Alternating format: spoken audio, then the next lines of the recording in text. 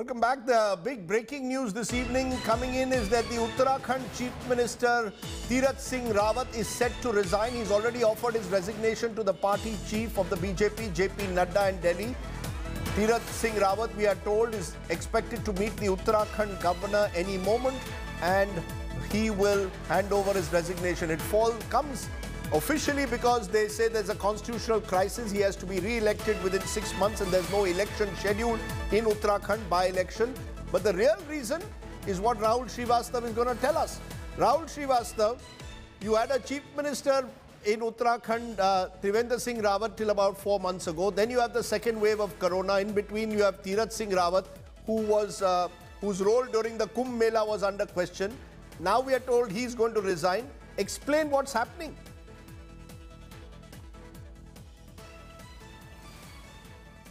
Rajdeep, though it's a very small state, but Uttarakhand politics has always been very volatile.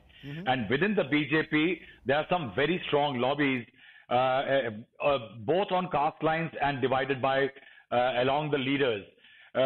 If you see Uttarakhand, right after Narendra Tiwari, if you see the list of chief ministers, the BJP had more the traditional Garhwal Rajputs as a chief minister, barring somebody like Mr. Pokhriyal. Now, though the BJP is saying that it was hoping that there could be election when Mr. Rawat was there, but Rajdeep, that was taking a chance.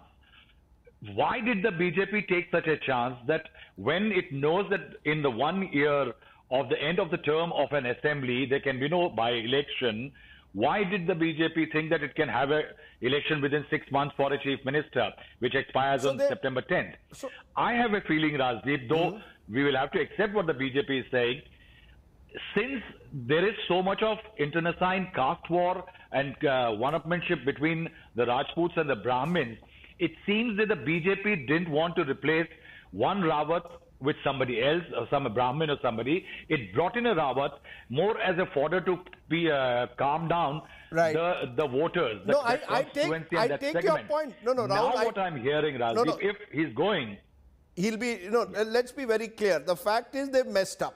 And it's not just Uttarakhand. Uttarakhand goes to the polls in 6 months at a time when there is a belief that there is anti-incumbency there. We are seeing in state after state, restive Yediyurappa. Even in tiny Tripura, the BJP's had a problem. Vasundhara Raje restive in Rajasthan. Yogi Adityanath also being sort of reined in. What's happening? We keep talking of the Congress imploding, but is the BJP also struggling to manage state leaderships? Rajdeep, I think history has a tendency to repeat itself. It is not party specific.